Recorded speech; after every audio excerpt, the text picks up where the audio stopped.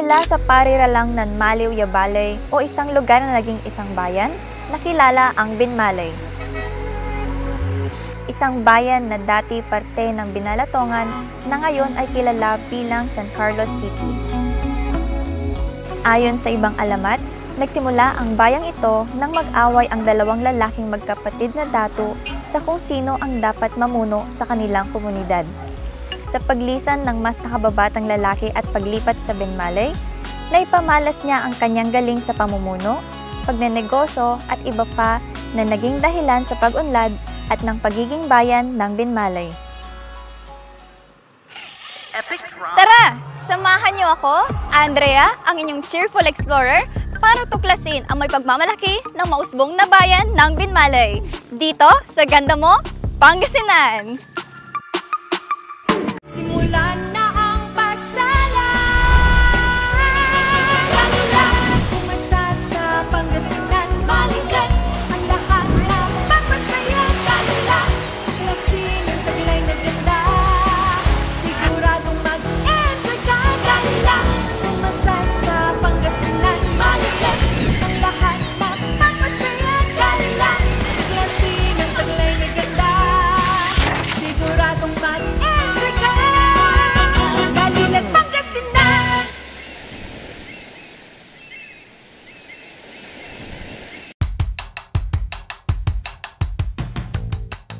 It's time to visit the beautiful town of Binmalay.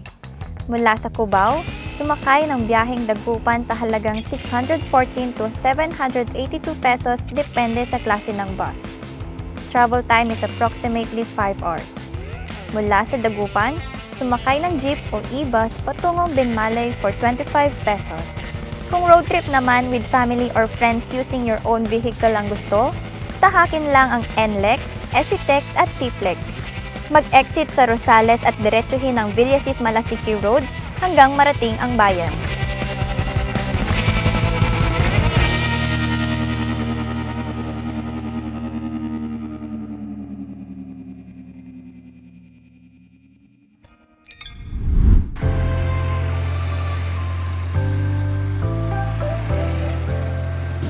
Welcome to Binmalay, Pangasinan! At alam mong narito ka na kapag nasilayan mo ang isa sa pinakalumang simbahan dito sa Pangasinan. Ang una nating papasyalan dito, ang kanilang museum na nasa tabi lang ng kanilang sikat na waiting area o mas kilala bilang triangle ng mga Binmalaynians.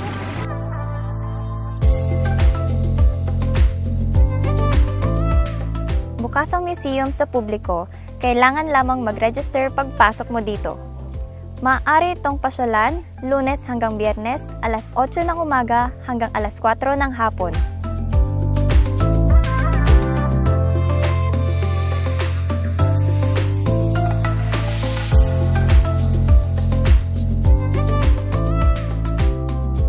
Tulad ng ibang mga museo, makikita dito ang ilang artifacts, mga larawan ng mga naunang namuno sa bayan, mga produkto ng Binmalay at ng ibang mga bayan ng Pangasinan, at pati na rin mga lumang mga photo album na naglalaman ng mga litrato ng mga nagdaan nilang events and activities.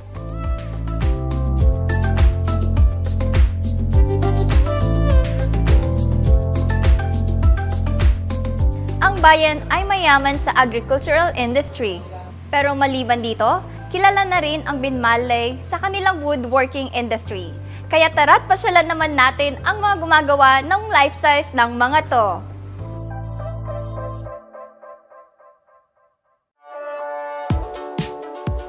O, diba? Life size! Yaya, yung breakfast.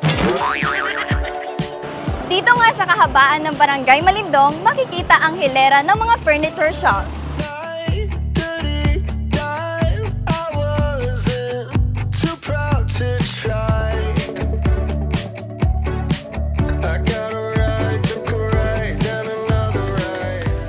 Ilan sa mga gumagawa ng mga dekalidad na furnitures dito ang magkapatid na sina Kuya Ramir at Kuya Ronnie. Nag-umpisa ako, mga binata na ako. Kasi bali ito na yung nadaknan namin na trabaho. Tatay ko pa kasi nagumpisa ako sa paglalagari, gano'n, pagkakatam, gano'n lang. At hanggat natutunan ko na. Eh, siyempre, very proud din kami dahil, mabuti na lang may namana kaming ganitong trabaho. Oh, nakakapag-aral yung mga anak namin. Ganun lang.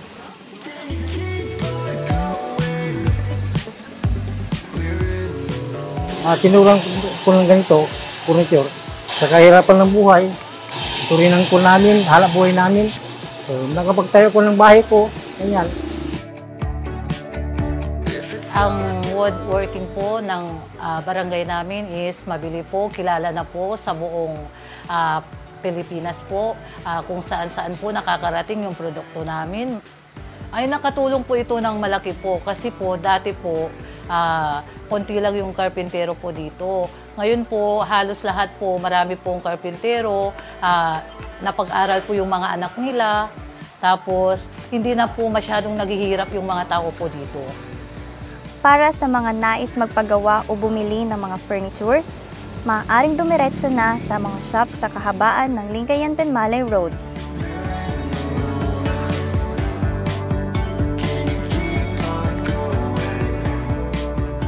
Ang barangay council po, tumutulong po through kung may dumating po na mga kahoy po, pinupuntahan po yung mga tanod namin, ini-inspect nila. Sinisiguro po na yung mga nagdala po ng kahoy dito, may dala pong permit po. Talagang legal po talaga po. Kilalang-kilala po dahil sikat po yung furniture item namin. Nakakapunta kung saan-saan na po. Dahil dyan po, dinadayo na mga tao dito. Kaya mabili po yung mga product namin. Talagang quality. Kasi dito po nag-start, sa Barangay Malindong po, yung furniture item po.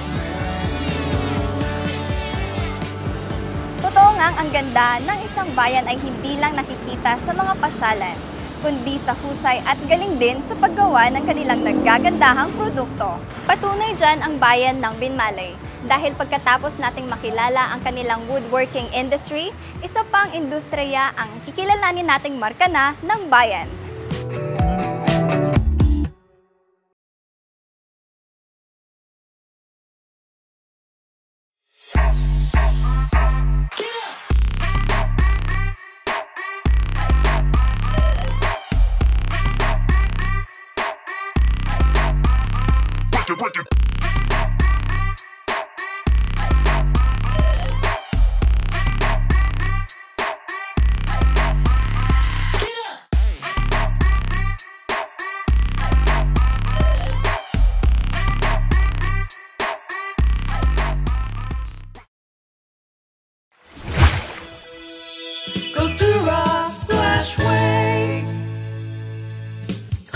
Have fun and enjoy the sun.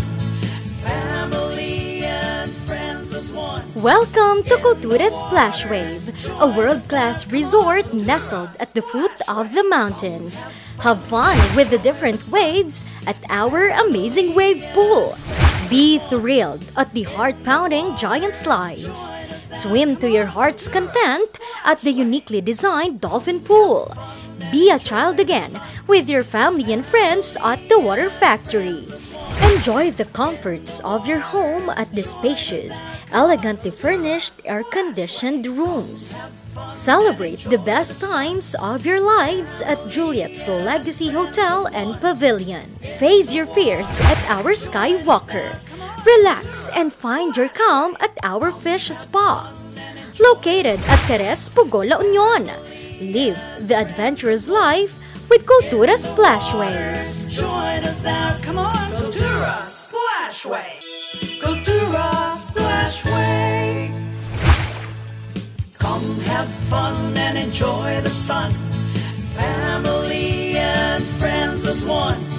In the waters, join us now, come on, Cultura Splash Wave. See you there. Cultura Splash Wave.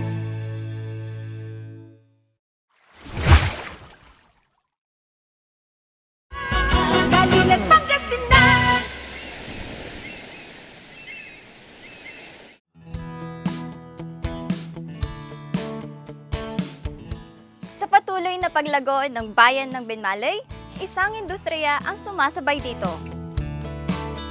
Ang clay pottery.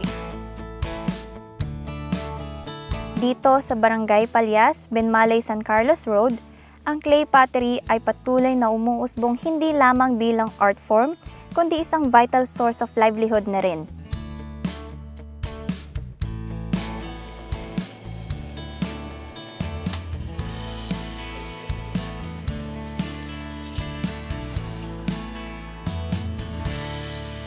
Isa na nga si Tatay Alberto na matagal nang gumagawa ng clay pot o paso. Ilang taon na po kayong gumagawa ng paso? Itong paso, mga 10 years na siguro, no? Kagawa, no? 10 years. 10 years na po. Oo. So, kanino po kayo natuto gumawa nung itong paso po? Noon paano kumalit ako, yung ginagawa namin, yung kalang. Yung Kalang. ganito, mano-mano. At tapos, ito, may kasama ko dyan ay katabi ni dyan, pumunta sa Bulacan, tinignan yung gawa ng paso doon. Oh. Kaya nagawa, yan, napagawa na kami. May molding nga po, no? Oh, muldi yan. Nakailang paso naman po kayo sa isang araw, tatay? Kung punmi sa gamitin mi lupa, eh ano, 100 na lang, no? Naubos Ito yan. po, saan po ito nanggagaling, tay? Binibili namin yan. Po. Kung kuha sa, kung may gano'n magagawa ng plasdaan, titingnan namin kung pwede, yung bibilin mi. So, tay, paano naman po nakatulong yung paggawa ng paso sa inyo sa pang-araw-araw nyong Ganito lang talaga Pambuhay. hanap buhay eh. oh, Ganito lang hanap buhay namin. Yung mga maninuno ko, yung hanap buhay, yung kalang, saka yung tinatawag. Mano-mano pa lang noon. Paano po nakatulong itong paggawa nyo ng paso sa pang-araw-araw nyong pamumuhay?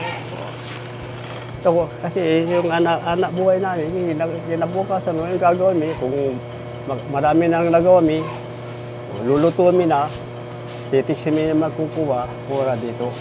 Kakarating sa isang bansa, Sa ibang lugar. Sa lugar, mas masaya. Masaya din. Kaya kung mayroong bumibili ito, magandang trabaho na, trabaho dito, babalik kami sa duyan. Kanya lang. Siyempre, proud na proud po kayo kasi galing po ito ng Binmaley. Oo, Lalong-lalo po dito sa Barangay Palyas. Opo.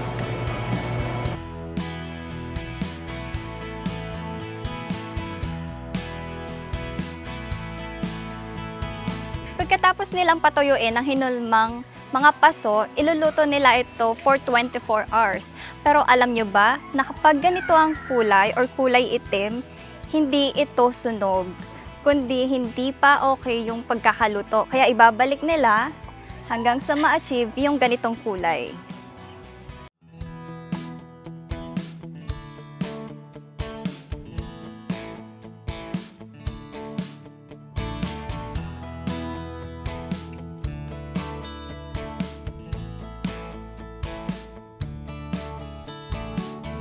Maliban sa paso, ang ilan naman dito sa Barangay Palyas ay gumagawa ng patukaan ng manok, patungan ng paso, kainan ng alagang aso at maliliit na flower pots.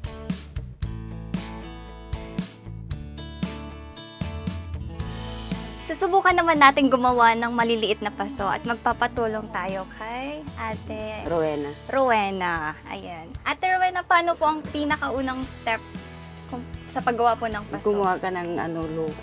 Okay, kukuha tayo ng lupa. Oo. Gaano po kadami? Ayaw mo muna yung sapin pa. Sapin po muna. Okay. Ayan. Tapos lagyan. ipapatong. Oo, bilog-bilogin mo yun. Tama na po ba itong gantong kadami? Oo, Okay na po? okay na. Bilogin mo pa. Bilugin. Lagyan puti. Tapos lagyan mo ng butas. Basahin mo yung kamay mo para. Okay po. Yung isang kamay mo, iikot mo dito. Oh, okay. Tama po ba? Oo. Or parang manipis po sa kabilang side nitong ayan. Para kang nagmamasa ng tinapay. Parang hindi po nabubuo, Ate Rowena.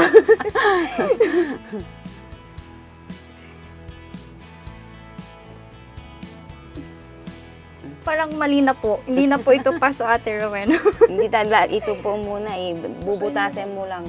Bubut. Parang po. para ito Ang gagamitin na pangliso. Okay po. Okay na po ba yung Ah. Tapos bubutasin lang po. Ikot-ikot mo. Yung, ayan. Parang ganun mo. Sa ilalim ko po ba siya dapat? O, tapos yung sa labas, i-press mo yung kamay mo.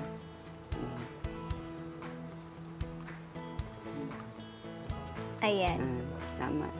Ay, tapos ito yung panliso niya para umurma. Ganito po. Ano muna para Kailangan po ba pigain. Okay.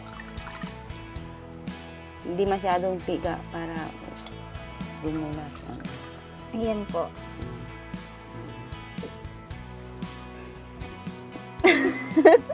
Ba't niyo po ako tinatawanan, Ate Rowena? Alam ko po, mali na po ito. Mali na talaga. Ayan, paano po ang tamang... Ganun. Kung halimbawa, tapos na yan. Ang hirap pala ng paggawa ng mga paso. Pero alam niyo ba, pangarap ko tong masubukan dati. At ngayon ko napatunayan na sobrang hirap niyang gawin, pero fulfilling. Itong nilagay nating lupa para sa small lang. Kaya ito maliit lang. Maliit lang po. Mukha naman siyang paso, pero yung pinagdaanan, patukaan, hindi niyo na dapat pero makita. small.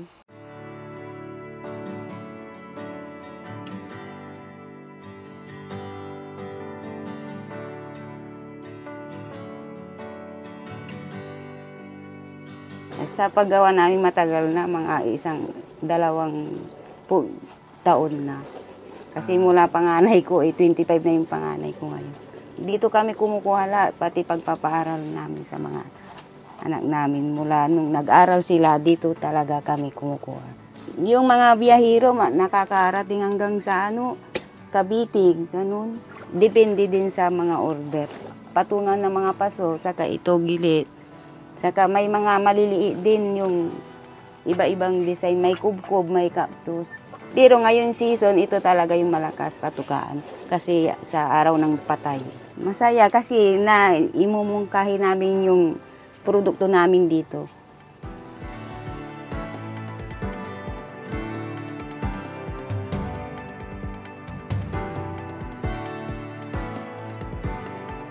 Nagagawang tulong ng Barangay Council, yun po ay maghakot pa ng mga bumibili para lalong lalago ang aming barangay.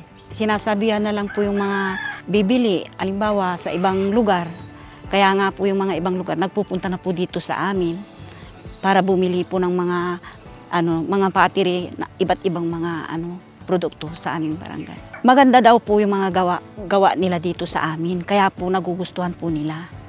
Iba-iba po kasi ang mga ginagawa po nila. Kaya kung gusto po nilang bumili, dumiretso na lang po dito sa bayan namin Binmaley.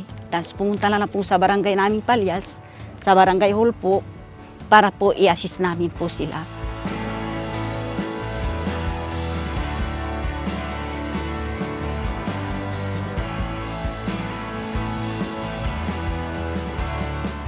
Kakailang very talented ang mga Binmaleynians.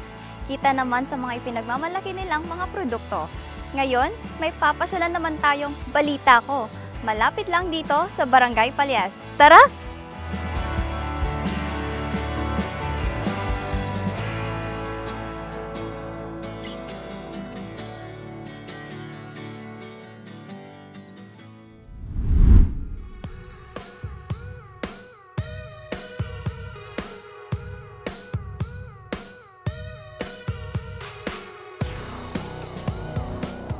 Welcome to Balagan Hanging Bridge.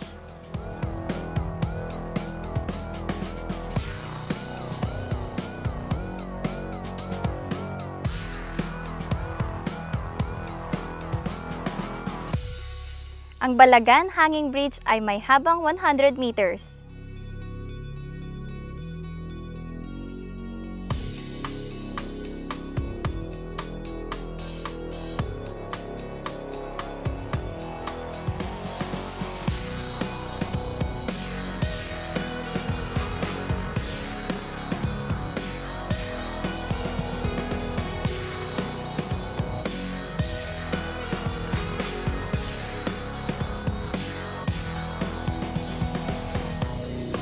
Bali, itong Barangay Balagan, going to that hanging bridge is going to Sitio Bungal. And then, Barangay Pututan. That's the last barangay in Binmaley.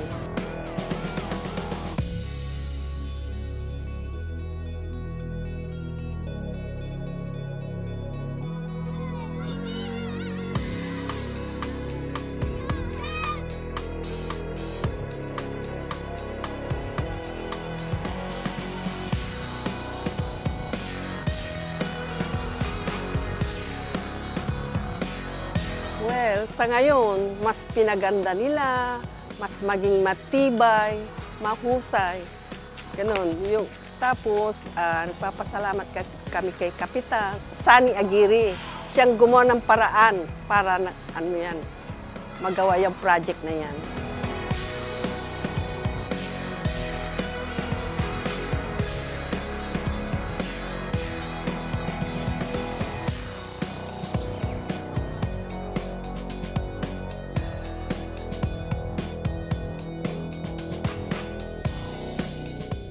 After nating ma-enjoy ang natural na ganda ng Barangay Balagan, bisitahin naman natin ang pangunahing pangkabuhayan ng mga Binmaleynians sa pagbabalik yan ng Ganda Mo, Pangasinan. Bulok, maliliit at hindi ba malusog ang inyong mga halaman? Omega Green ang kasagutan. Ihalo lang ang 2 kutsara nito sa isang maliit na container at kaunting tubig. Pagkatapos ay ihalo sa knapsack sprayer at pwede na itong ispray sa mga pananim. Meron itong nitrogen, phosphorus, magnesium, copper at zinc na tumutulong sa pagpapaganda at pagpapabilis ng tubo, pagpapanatili ng nutrisyon, mas malagong mga dahon at panlaban sa mga sakit ng mga halaman. Hindi rin ito nakasasama sa kapaligiran. Pwede rin ito sa kahit anong klase ng halaman, mapa highland crops o lowland crops. Omega Green by Encam Agri-Marketing, the ultimate friend of farmers. Looking for a place to stay in Baguio City? Find your calm at Hotel Supreme. A good dip at their pool.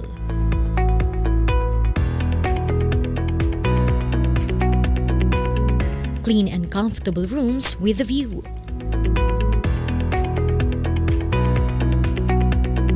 Accommodating staff.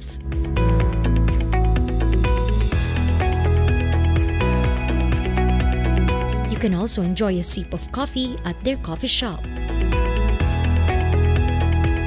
Good food for a good mood at their restaurants.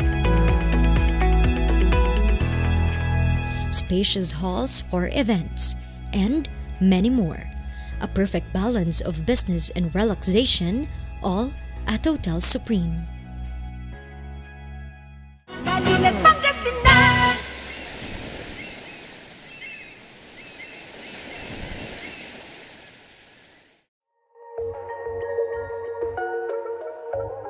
Ang Binmaley ay naging mahalagang sentro ng kalakalan, partikular nga sa asin at isda. At kilala rin ang bayan ng Binmaley sa kanilang bangus aquaculture dahil na rin sa dami ng kanilang fish ponds o pukok kung tawagin sa Pangasinan.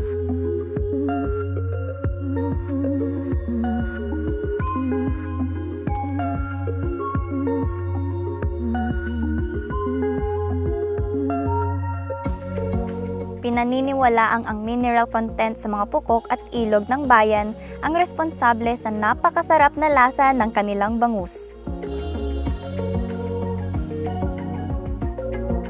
Isa ang barangay na gilayan sa mga maraming pukok dito sa bayan dahil na rin napapalibutan ito ng ilog.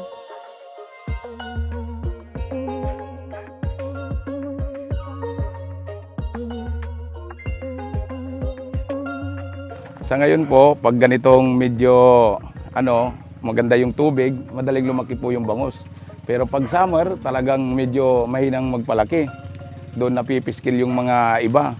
Pero ngayon po kasi medyo maganda po yung tubig, tsaka mataas, mabilis pong lumaki. Halos dito po sa tabing ilog, talagang bangus po lahat.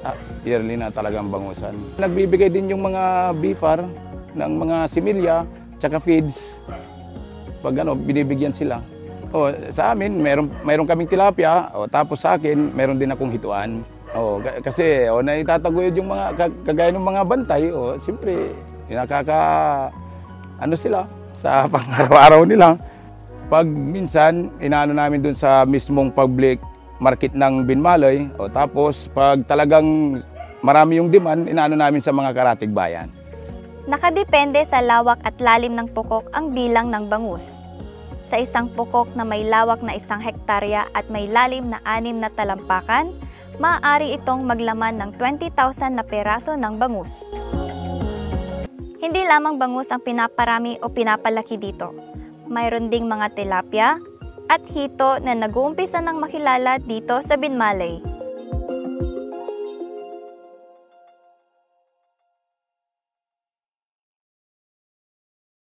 Meron ding mga fish cages dito sa bayan, maliban sa mga pukok at ilan sa mga ito ay matatagpuan sa Barangay Lomboy.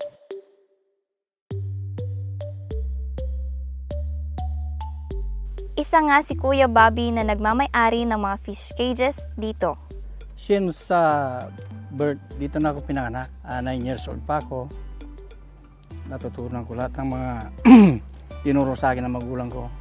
Ang pag-aalaga ng bangus, parang ano kasi may buhay din yan. Kung isa puso natin, yung bangus parang kinakausap din natin para mabilis lumaki din. Para yung outcome ng pag-aalaga mo ng isda, tutubo ka rin. Miski pa paano.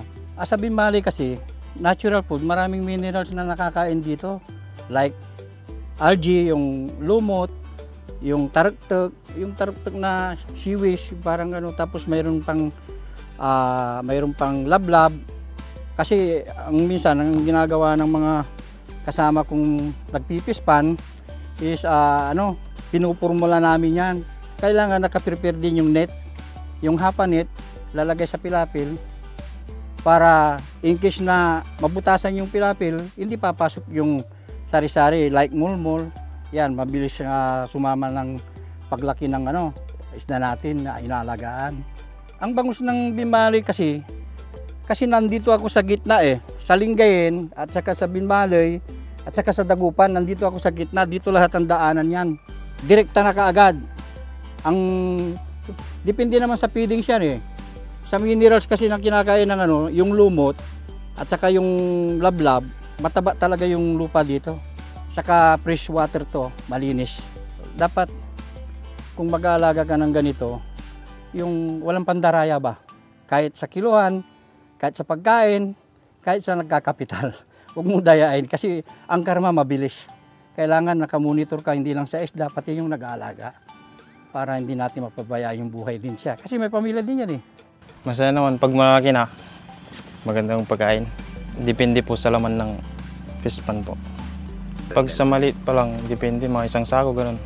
Tapos pag malaki na mga 6 or 5 po. Yung mga mabababang net, lalagyan lang ng net ulit para tumaas kapag bagyo tapos malalim yung hilo.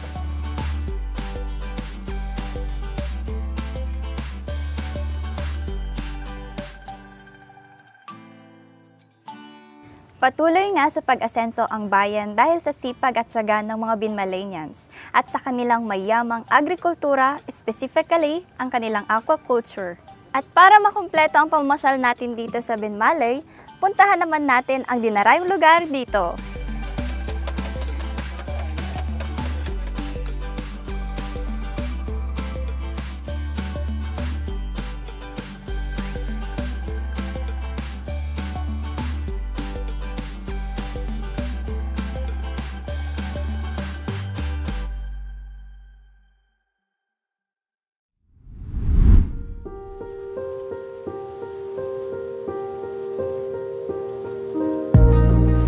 Binmalay trip nyo kung hindi papasyalan ang Kadilang Baywalk.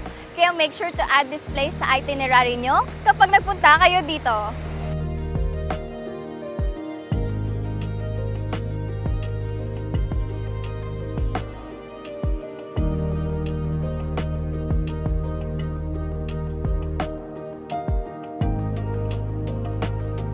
Kung sunset viewing, jogging o simpleng tambayan lang din ang hanap mo, Binmalay Baywalk is the place to be.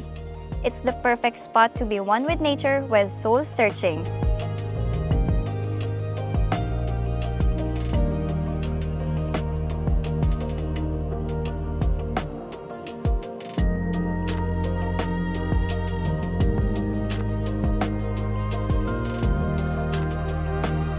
No need to worry kung nagutom ka dahil marami namang food stalls along the Baywalk o mas mainam ding magbaon ng sariling pagkain. Lagi lang tandaan, clean as you go.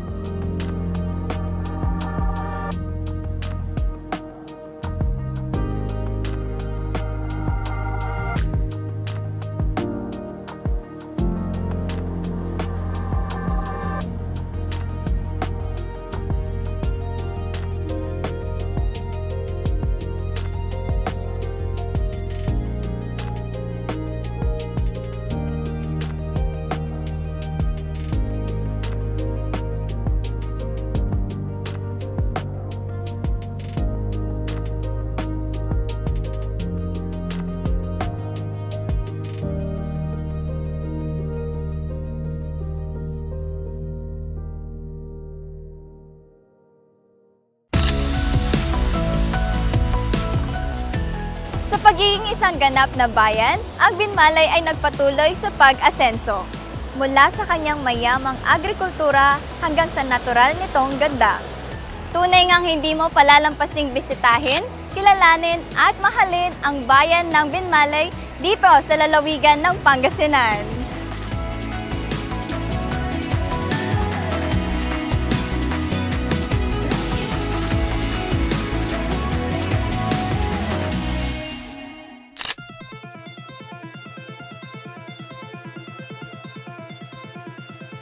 Binmalay taught me that beauty isn't always found in what you see at first glance. It lies in the stories that unfold when you take the time to truly engage with the place, to learn about its history, listen to its people, and walk its path with an open heart. I discovered that Binmalay is renowned as one of Pangasinan's leading producers of bangus, tilapia, and other seafoods. Having aquaculture as the lifeblood of the town's economy and a testament to its deep connection to the sea. The woodworking industry in Binmalay is not just about individual artisans. It's an art form that requires skill, passion, and a deep connection to one's community and environment. The artisans I met are not just craftsmen. They are storytellers, preserving the culture and traditions of Binmalay through their work. What impressed me most about the pottery industry is its deep-rooted connection to the land. The clay, drawn from the very soil of Binmalay, is transformed by the hands of artisans into something lasting and beautiful. Finally, the hanging bridge is more than just a structure. It symbolizes how in Binmalay, every aspect of life is interconnected from the land to the people and the industries they depend on. My time in Binmalay was not just an exploration of a town. It was a journey of connection to the land, the community, and unexpectedly to myself.